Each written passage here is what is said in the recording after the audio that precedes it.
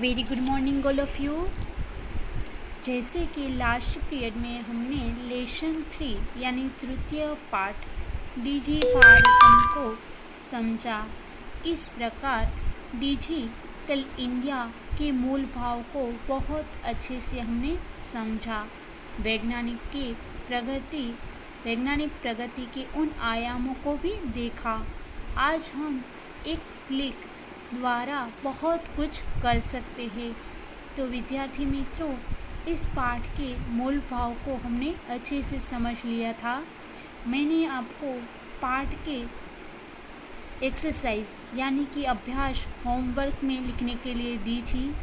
तो आशा करती हूँ कि आप लोगों ने सबने संस्कृत की बुक में ये एक्सरसाइज कर दी होगी। ये तृतीय पाठ का अभ्यास कर दिया होगा। अगर किसी का बाकी है तो अभी आप लोग कर लेना। आज हम ये तृतीय पाठ पूर्ण करके आगे बढ़ रहे हैं।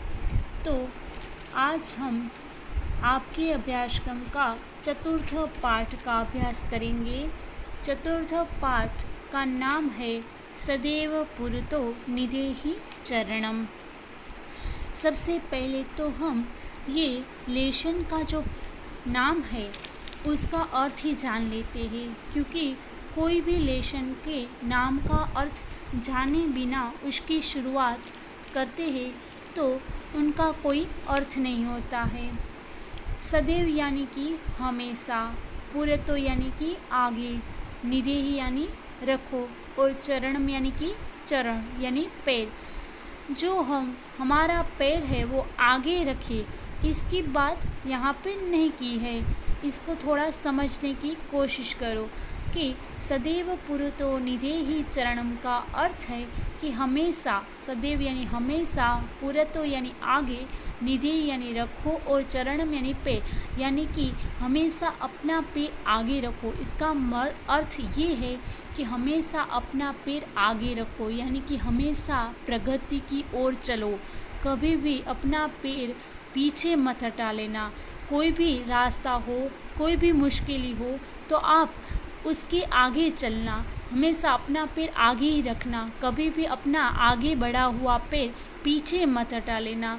तो इस काव्य का नाम है हमेशा अपना पैर आगे रखो, अपने जीवन में प्रगति करो।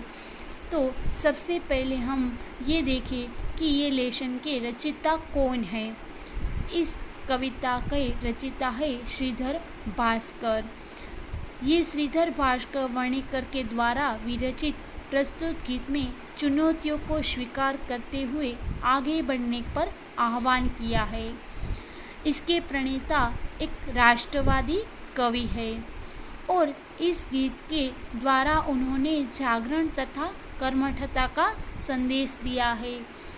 ये श्रीधर भास्कर वर्णिकर है जो ये इस कविता में हमें समझाना चाहते हैं कि हमें कैसे चुनौतियों को स्वीकार करना चाहिए, उसका सामना करना चाहिए और आगे बढ़ना चाहिए।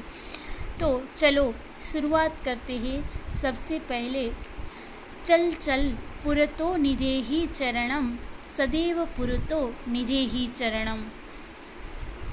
इसमें कवि कहते हैं कि चल चल यानी चलो चलो, पुरतो यानी आगे, निधेहि यानी रखो, चरणम यानी पैर।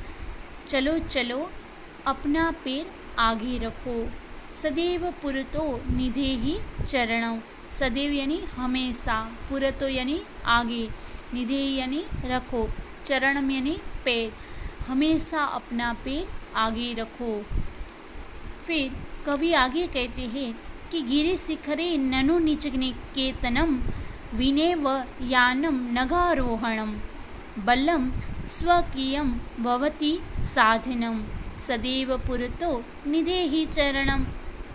यहाँ पे कवि क्या कहते हैं कि गिरि शिखरे, गिरि शिखर यानी पर्वत की चोटी, पर्वत का सबसे ऊपर का भाग, ननु यानी निश्चित रूप से, निज निकेतनम यानी अपना खुद का घर, नीच यानी अपना और निकेतनम यानी घर, अपना खुद का घर है। विनेव यानम नगारोहणम, विनेव यानी उसके बिना, किसके बिना? तो यानम, यानम यानी वाहन, व्हीकल। नगारोहणम यानी पर्वत के ऊपर चढ़ाई। नगारोहणम यानी नग यानी पर्वत और आरोहणम यानी कि चढ़ाई करना। बिना वाहन के, कोई भी व्हीकल के बिना नगारोहणम यानी कि पर्वत के ऊपर हमें चढ़ना है। बलम स्वकीयम भवति साधनम, यानी बलम यानी अपना खुद का बल, आत्मबल। स्वकीयम यानी अपना, बल यानी बल, शक्ति। भवति यानी होता है, साधनम यानी कि साधन होता है। तब हमारा खुद का आत्मबल ही हमारा साधन बन जाता है। सदैव पुरतो निजे ही चरणम, हमेशा अपना पैर आगे रखो। तो यहाँ पे जो श्रीधर भास्कर है वो क्या कहना चाहते हैं कि गिरी शिखर यानी कि पर्वत की चोटी पर हमारा खुद का घर है। तो यहाँ पे अपना घर की एक उपमा दी है। इसके द्वारा हमें कवि ये समझाना चाहते हैं कि हमारा घर अगर पर्वत की चोटी पर हो, अगर पर्वत के सबसे ऊपर वाले के हिस्से में अगर हमारा अपना घर हो, तो वहाँ पे हमें बिना व्हीकल ही जाना होता है, उस पर्वत पर चढ़ना होता है। तब हमारा बल होता है, आत्मबल होता है, वही हमें काम आता है, वही हमारा साधन बन जाता है, वो हमें हौसला देता है। हमेशा अपना पैर आगे रखो। तो यहाँ पे अपना घर जो है वो पर्वत की चोटी पर है, यानी कि यहाँ पे ये घर जो है एक लक्ष्य की तरफ हमें दोहरा रहे हैं कि हमारा लक्ष्य जो है वो भी एक पर्वत की चोटी की तरह होना चाहिए, यानी कि हमारा लक्ष्य भी सबसे ऊंचा होना चाहिए। जैसे पर्वत के ऊपर हमारा घर होता है, वैसे हमारा लक्ष्य सबसे ऊंचा होना चाहिए। और वहाँ पे उस लक्ष्य तक पहुँचने के लिए हमें कोई भी साधन यानी कोई भी व्हीकल यानी कि कोई भी किसी का भी सहारा लेने की ज़रूरत नहीं होती है। हमारा खुद का आत्मबल जो होता है, मानसिक बल जो होता है, वही हमें काम आता है। हम कितने भी किसी का सहारा ले ले, हम किसी का भी कितना भी हेल्प ले ले, पर जब तक हमारा आत्मबल हमारे साथ नहीं होता है तब तक हम हमारे लक्ष्य तक नहीं पहुंच पाते हैं। वैसे ही हम हमारे लक्ष्य तक पहुंचने के लिए हमें अपना खुद का बल ही काम आता है, वो ही हमें हमारे घर तक, हमारे लक्ष्य तक पहुंचा पाता है, तो ही हम सफल हो पाते हैं। तो यहाँ पे हमें श्रीधर भास्कर हमारे लक्ष्य की तरफ हमारा ध्यान है वो ध्यान देने की बात कर रहे हैं कि हमारा लक्ष्य है जो कितना भी ऊंचा क्यों ना हो, वहाँ पे कोई भी साधन क्यों ना मिले, यानी कि किसी का भी सहारा क्यों ना मिले, किसी की हेल्प क्यों ना मिले, फिर भी हमें हमारे आत्मिक बल से ऊपर चढ़ना चाहिए, उस लक्ष्य तक पहुँचना चाहिए।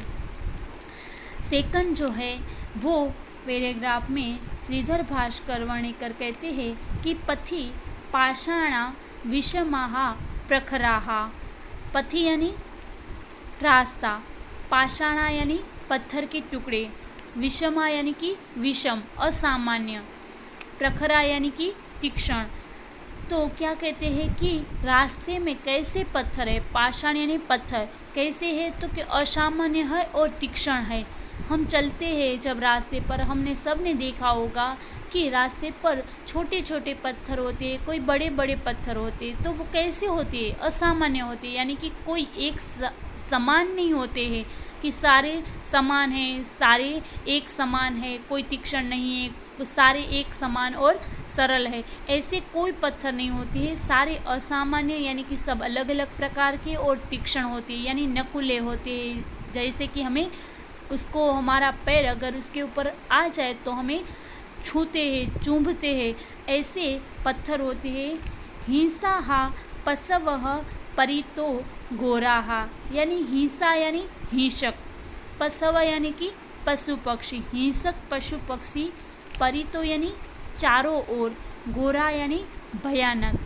यहाँ पे क्या कहते हैं कि हिंसक जो पशु पक्षी है वो हमें चारों ओर, परितो यानी चारों ओर से, भयानक ये पशु पक्षी है वो हिंसक एवं भयानक है और वो हमें चारों तरफ से घेर लेते हैं, हमारे चारों तरफ आ जाते हैं। सुदुष्करम खलु यद्यपि गमनम, तीसरी जो लाइन दिख रही है वहाँ पे क्या लिखा है, सुदुष्करम, यानी सुदुष्करम यानी सरलता से हम जहाँ पे नहीं जा पाते हैं वैसा, खलु यानी कि निश्चित, यद्यपि यानी कि जहाँ पे, गमनम यानी कि जाना, जहाँ पे जाना बहुत मुश्किल है, सुदुष्करम यानी कि सरलता से हम जा नहीं पाते, गमनम यानी जाना, जो जहाँ पे जाना, जो रास्ते में जाना हमारे लिए बहुत कठिन है, जो रास्ता हमारे लिए बहुत मुश्किल है, वहाँ पे हमें सदैव पुरतो निदेहि चरणम, यानी कि वहाँ पे हमें हमेशा अपना पैर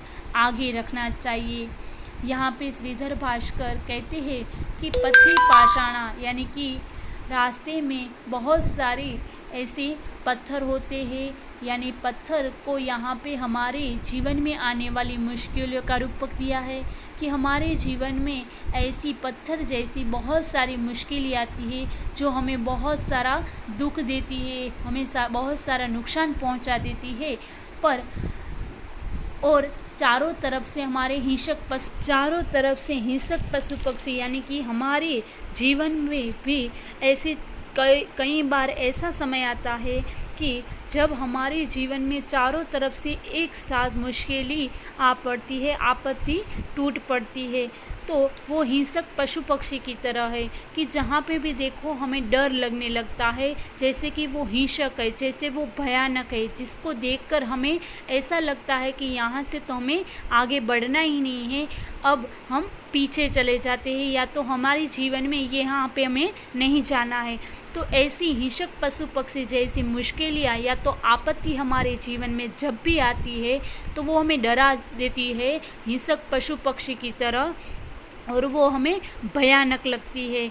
और सुदुष्करम खलु यद्यपि गमनम, और उस रास्ते पर चलना हमारे लिए बहुत मुश्किल हो जाता है, उस रास्ते पर आगे बढ़ना हमारे लिए बहुत मुश्किल हो जाता है, तो भी श्रीधर भास्कर कहते हैं कि उस रास्ते पर हमेशा अपना पैर आगे रखना चाहिए, तब हमें डर कर या घबरा कर पीछे नहीं हटना चाहिए, हमारा पैर है वो पीछे नहीं हटा लेना चाहिए कि नहीं इस रास्ते पर तो हमें बहुत सारी कठिनाइयाँ हैं, यहाँ पे जाएंगे तो हमें बहुत सारी मुश्किलों का सामना करना पड़ेगा, मैं इतने सारी मुश्किलों का सामना अकेला नहीं कर पाऊँगा।